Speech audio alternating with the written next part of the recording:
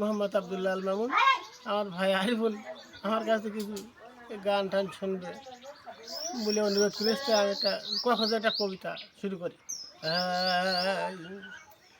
প্রথমে বন্দনা করি গো মালিক সাই, যাহার উপর পৃথিবীতে আর কিছু নাই।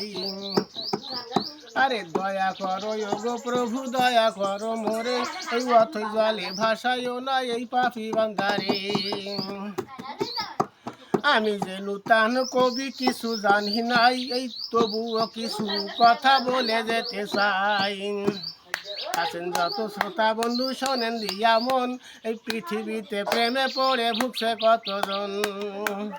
কেউ হয়েছে প্রেমে পাগল, কেউ পাগলিনী, এই নারীর লোকের সপে বলে পাইছি সোনার খনি।